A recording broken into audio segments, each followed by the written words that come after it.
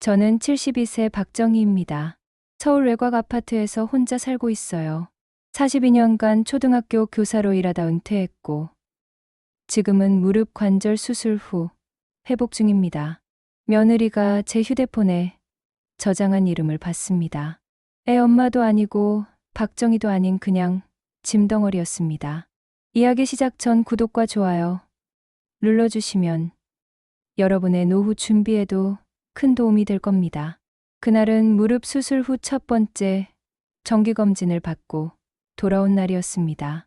의사가 회복이 더디다며 물리치료를 더 받으라고 하더라고요. 집까지 택시를 타고 왔는데 요금이 2만 원이나 나왔어요. 예전 같으면 버스를 타고 왔을 텐데 이제는 그것도 힘들더라고요. 다리를 절룩거리며 현관문을 열었는데 거실에서 웅성거리는 소리가 들렸어요. 큰아들 성호와 며느리 지연이가 앉아 있었는데 뭔가 심각한 표정이었습니다. 그때는 몰랐습니다. 그들이 이미 제 미래를 결정해놨다는 거려. 성호가 먼저 입을 열었어요.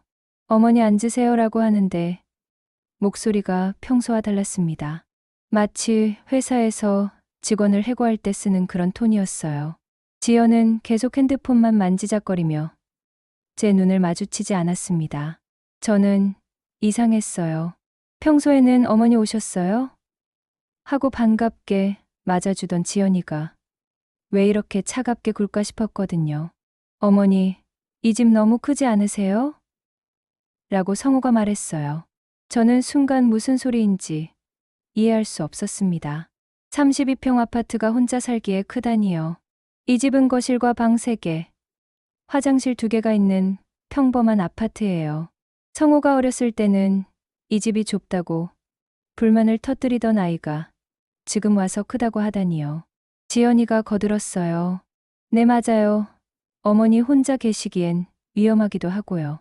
계단도 있고 화장실도 미끄러우니까요. 그들의 말을 듣고 있자니 가슴이 답답해졌습니다.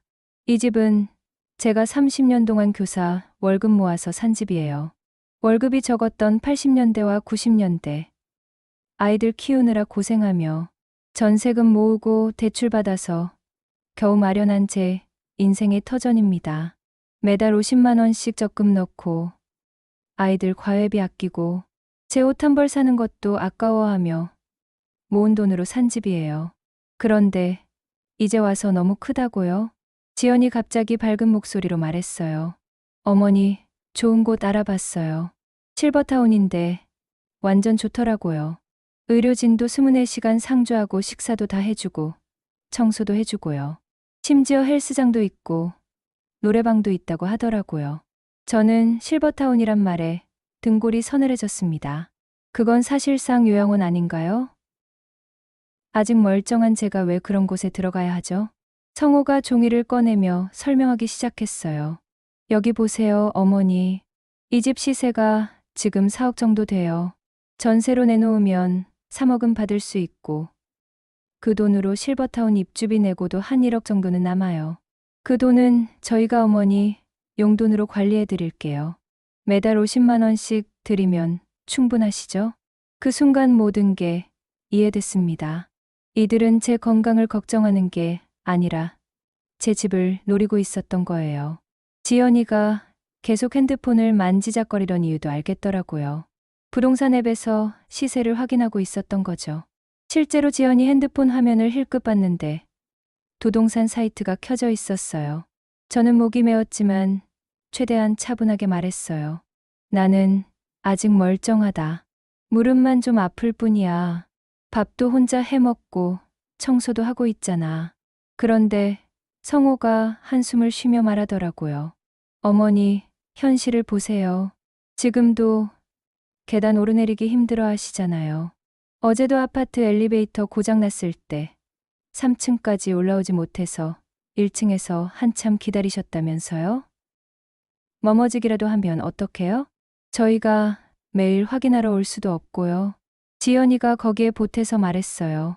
솔직히 말씀드리면 요즘 너무 걱정돼서 잠이 안 와요. 혹시 어머니한테 무슨 일이라도 생기면 어떡하나 싶어서요. 회사에서도 집중이 안 되고 스트레스 받아서 위험까지 생겼어요.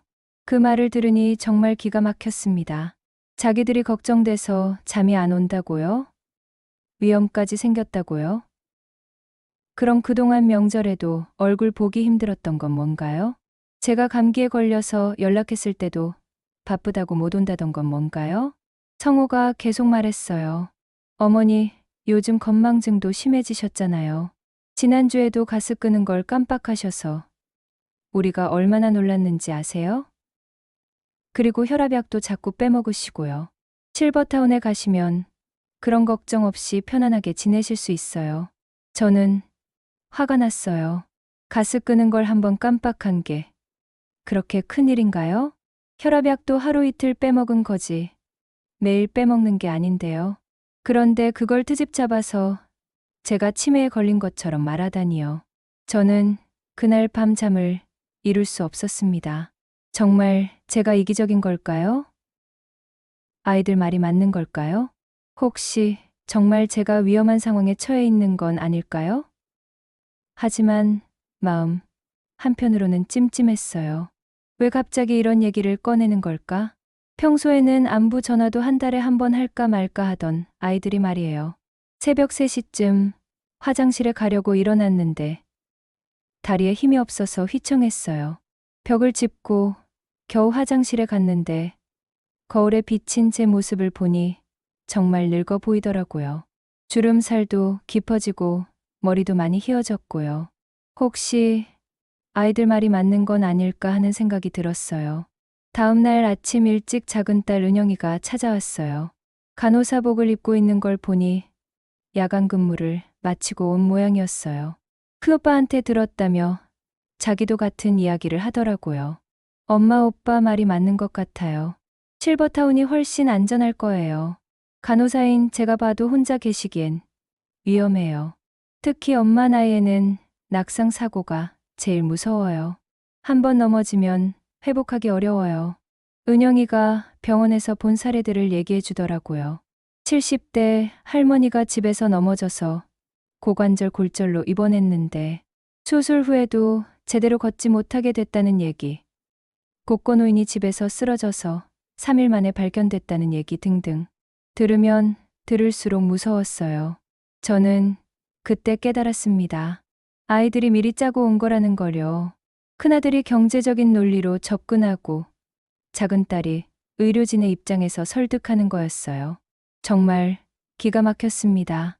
제 자식들이 저를 상대로 이런 작전을 짜다니요. 마치 회사에서 프레젠테이션 하듯이 역할 분담까지 해서 온 거였어요. 은영이가 또 말했어요. 엄마 혼자 계시면 우리도 걱정돼서 일에 집중을 못해요. 병원에서도 가족들 연락받고 응급실에 뛰어오는 경우를 많이 보는데 그때마다 우리 엄마도 혹시나 싶어서 가슴이 철렁해요. 실버타운에 가시면 24시간 케어받으니까 우리도 안심이고 엄마도 편하시잖아요. 그 말을 듣고 저는 서러웠어요. 아이들이 저 때문에 스트레스 받는다니 정말 죄송한 마음이 들었거든요. 하지만 동시에 화도 났어요. 그럼 지금까지 저를 방치해놓고는 갑자기 왜 걱정한다는 거죠? 그날 밤 저는 오랜만에 일기를 썼어요. 42년간 아이들을 가르치면서 수많은 가정사를 봐왔는데 이제 제가 그 당사자가 됐다는 생각이 들었습니다. 얼마나 많은 학부모들이 시어머니나 친정어머니 때문에 고민한다고 상담을 요청했던가요? 어떤 어머니는 시어머니가 고집이 세서 요양원에 보내지 못해 힘들다고 하셨고, 어떤 아버지는 치매 걸린 아버지 때문에 가족이 모두 지쳐간다고 하셨어요. 그때는 몰랐습니다. 제가 그런 존재가 될 줄은요. 며칠 뒤 성호가 또 찾아왔어요. 이번에는 실버타운 팸플릿을 가져왔더라고요. 고급스러운 브로셔였는데 표지에는 환하게 웃고 있는 노인분들 사진이 있었어요. 어머니, 여기 정말 좋아요. 수영장도 있고 도서관도 있고 문화센터도 있어요. 친구들도 많이 사귈 수 있고요. 무엇보다 의료진이 상주해 있어서 응급 상황에도 바로 대처할 수 있어요. 브로셔를 넘겨보니 정말 좋아 보였어요. 깔끔한 시설들, 웃고 있는 입주자들, 다양한 프로그램들. 하지만 저는 그 팸플릿을 보며 소름이 돋았습니다. 마치 감옥 안내서 같았어요. 아무리 좋은 시설이라고 해도 결국은 갇혀 사는 거잖아요. 내 마음대로 나갈 수도 없고 내 물건을 마음대로 둘 수도 없고요. 지연이가 옆에서 거들었어요. 어머니, 거기 입주하신 분들 직접 만나봤는데 다들 만족하세요. 처음엔 서운해하시다가도 나중에는 감사하다고 하시더라고요. 혼자 살 때보다 훨씬 건강해지셨대요. 식사도 규칙적으로 하시고 운동도 하시고요. 그 말을 듣고 저는 화가 났습니다. 언제 만나봤다는 거죠? 벌써 알아보고 다녔다는 소리잖아요. 제 의견도 묻지 않고 미리 발품을 팔았다는 거예요. 성호가 A사용지를 꺼내더라고요. 거기에는 실버타운 비용 계산이 자세히 나와 있었어요.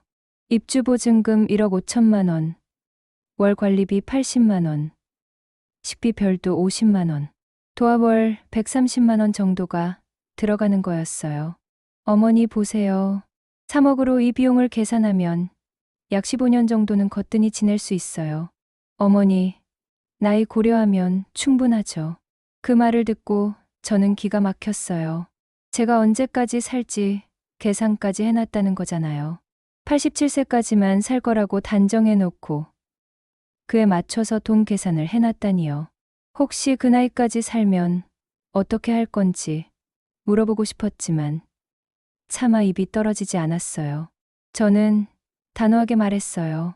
난 안 가겠다. 내 집에서 살겠어.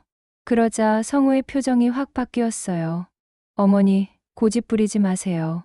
저희가 어머니를 위해서 하는 얘기예요. 솔직히 요즘 어머니 모습 보면 안쓰러워요.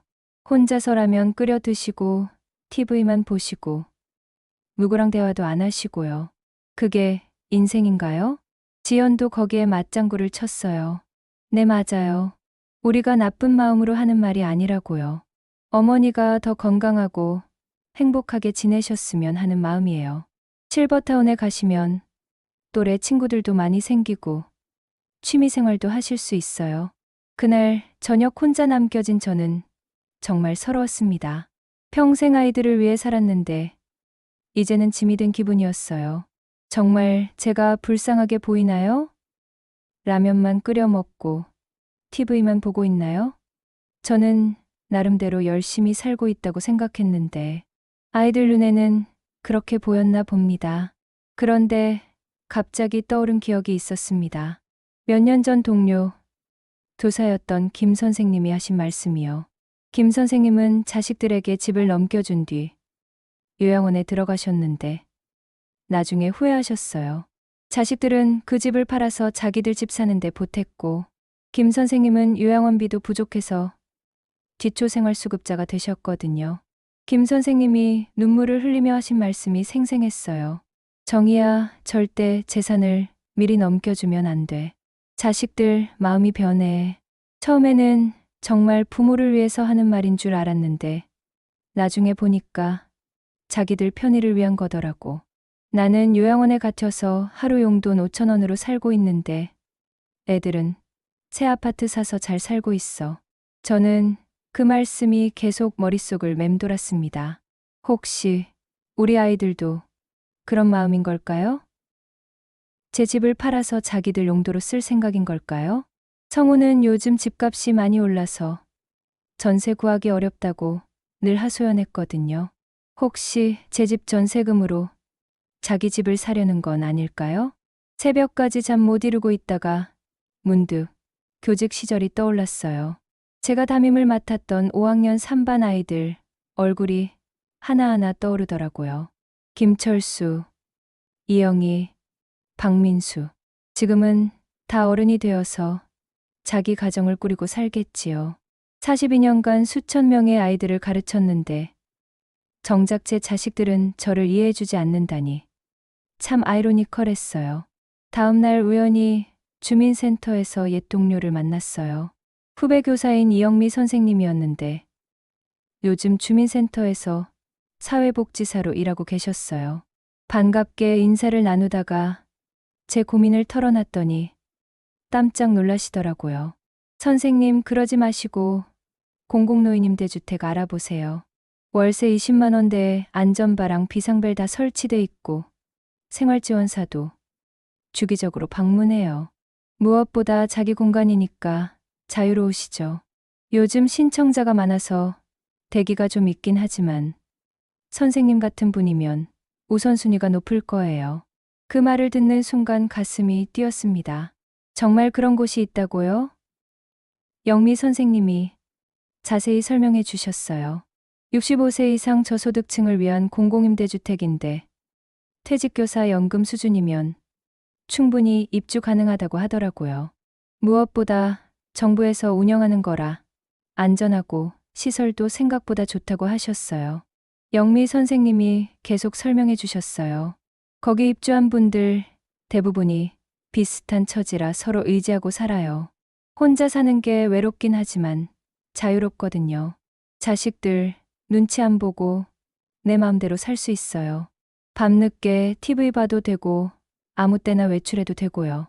바로 다음 날 그 임대주택 단지를 견학 갔어요. 영미 선생님이 동행해 주셨는데 버스로 1시간 정도 걸리는 곳이었어요. 도착해 보니 깔끔한 5층짜리 건물이 여러 동 있었어요. 주변 환경도 나쁘지 않았고 마트나 병원도 가까이 있었어요. 관리사무소에서 담당자분이 안내해 주셨어요. 각 방은 15평 원룸이었는데 작지만 혼자 살기에는 충분해 보였습니다. 무엇보다 휠체어로 다닐 수 있게 설계되어 있었고 응급 상황 시 누를 수 있는 벨도 있었어요. 화장실에는 안전바가 설치되어 있었고 바닥도 미끄럼 방지 처리가 되어 있었어요. 관리사무소에는 간호사도 상주하고 있었고 생활지원사가 주 2회씩 방문해서 안부를 확인한다고 하더라고요. 필요하면 병원 동행이나 관공서 업무도 도와준다고 했어요. 1층에는 작은 도서관과 휴게실도 있었어요. 임대료는 월 22만 원이었어요. 제 연금이 월 180만 원 정도니까 충분히 감당할 수 있는 금액이었습니다.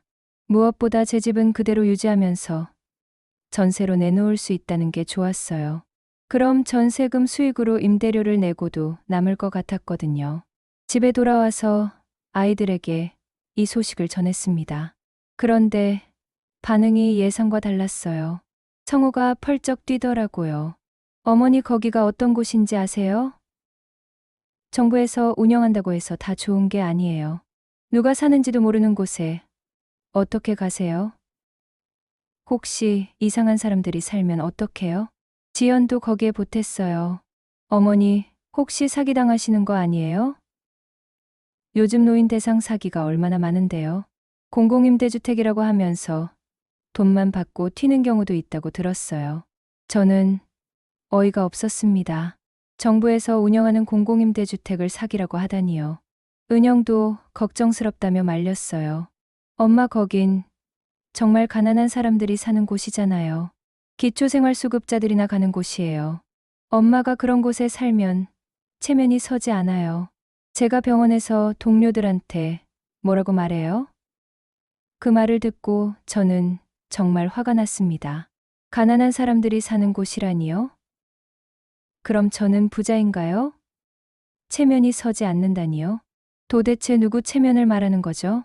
성호가 계속 반대했어요. 어머니, 거기 시설이 어떤지 아세요?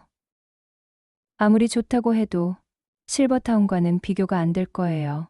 그리고 그런 곳에 사는 사람들은 수준이 다를 텐데 어머니가 적응하실 수 있을까요? 42년간 교사로 일하신 분이 그런 곳에 가시면 안 되죠. 결국 본심이 드러났습니다. 성호가 답답하다는 듯이 말했어요. 어머니, 솔직히 말씀드릴게요.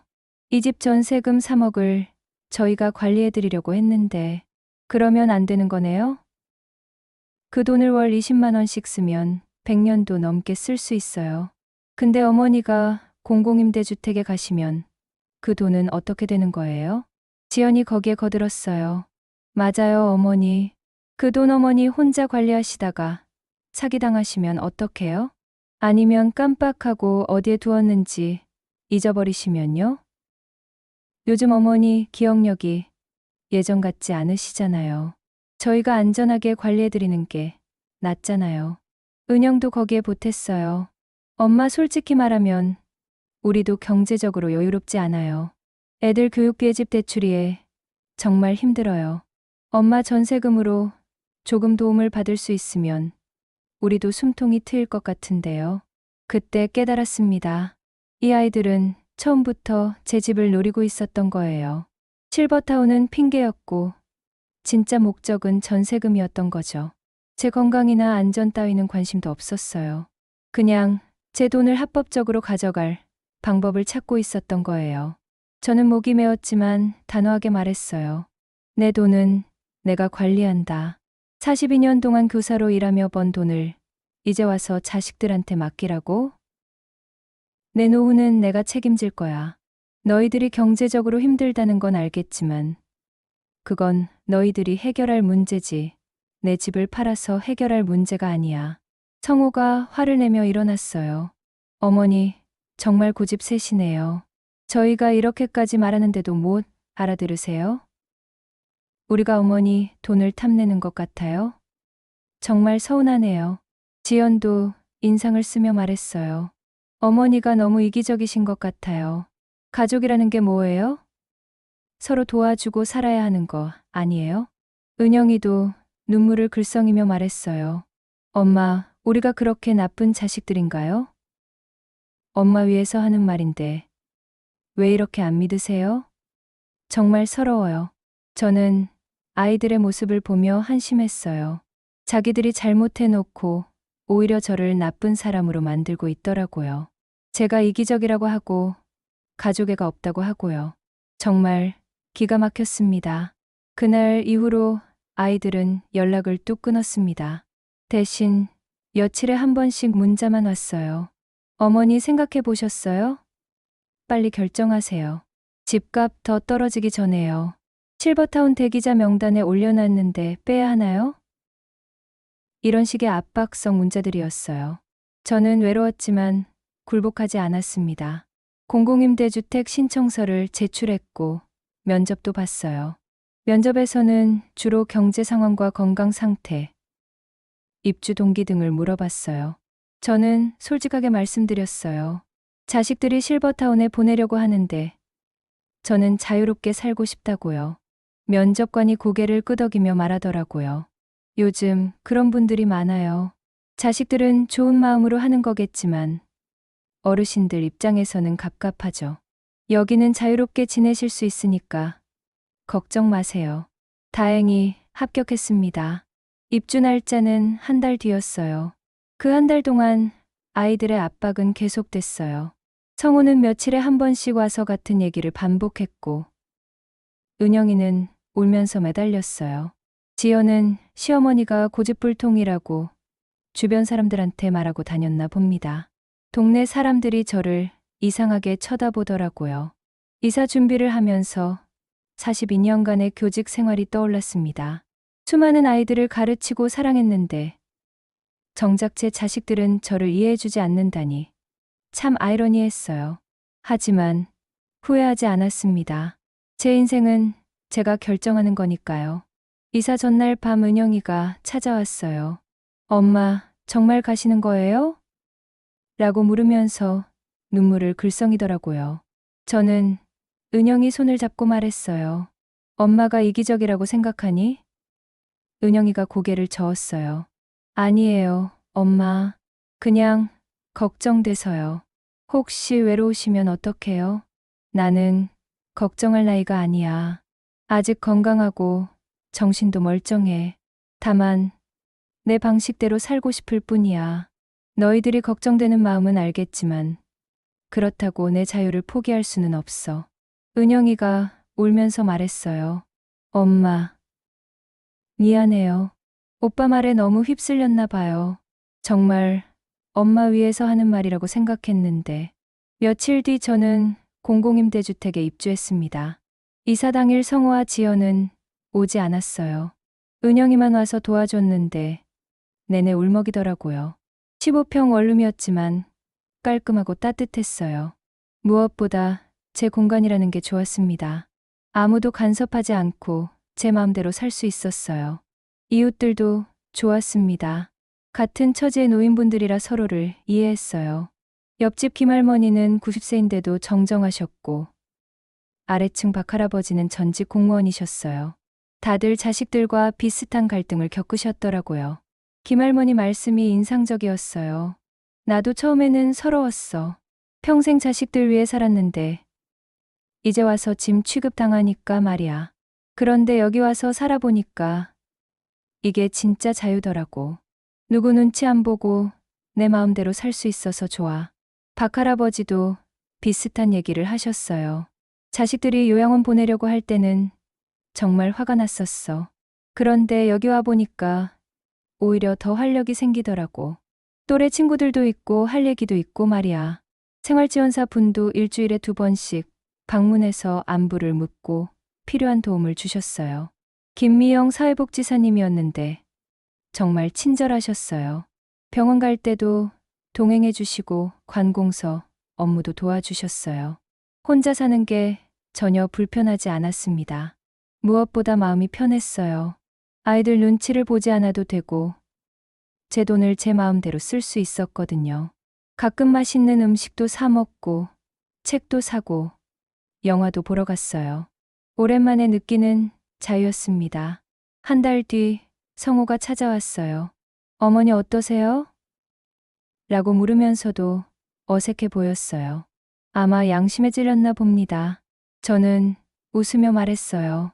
아주 좋다. 이웃들도 좋고 관리도 잘 되고 있어. 무엇보다 자유로워서 좋다. 성호가 주변을 둘러보더니 말했어요. 생각보다 괜찮네요. 시설도 깨끗하고 안전해 보이고요. 저는 그제야 안심했습니다. 아이가 제 선택을 인정해 주는 것 같았거든요. 그 후로 아이들과의 관계도 조금씩 회복했습니다. 하지만 예전과는 달랐어요. 더 이상 경제적인 기대나 눈치는 없었거든요. 서로 독립적인 관계가 된 거죠.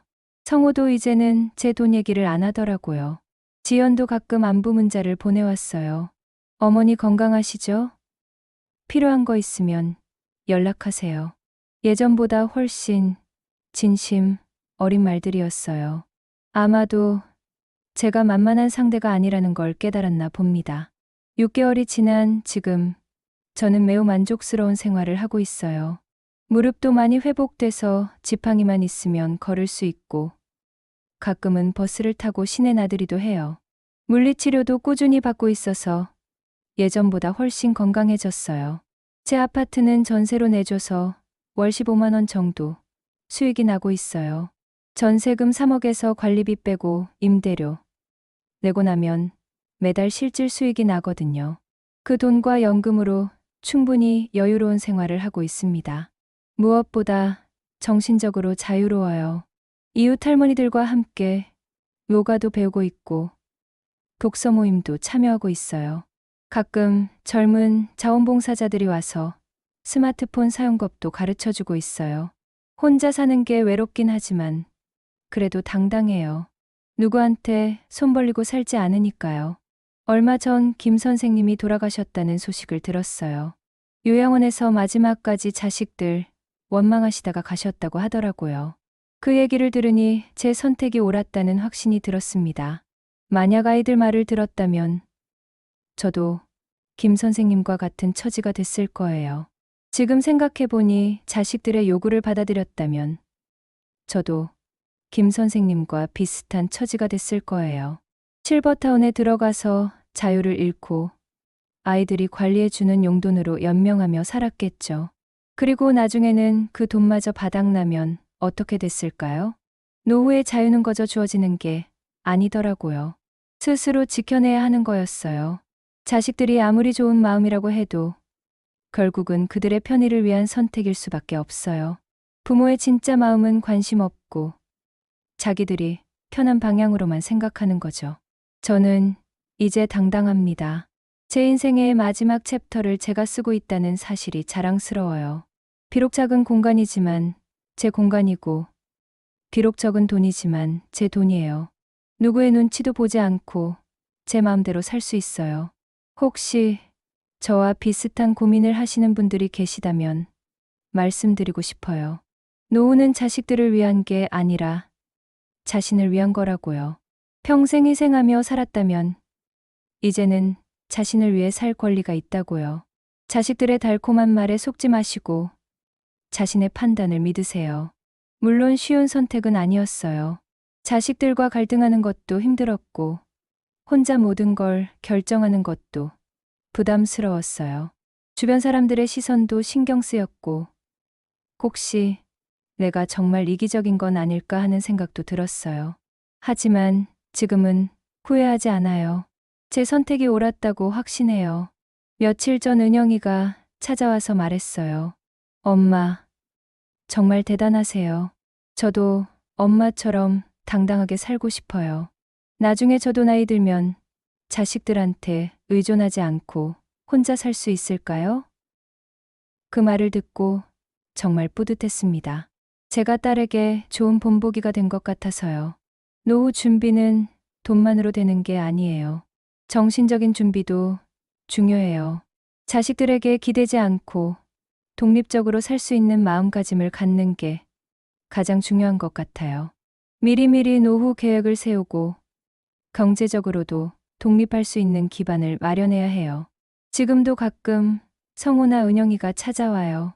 하지만 예전처럼 제 생활에 간섭하지는 않아요. 서로 존중하는 관계가 됐거든요.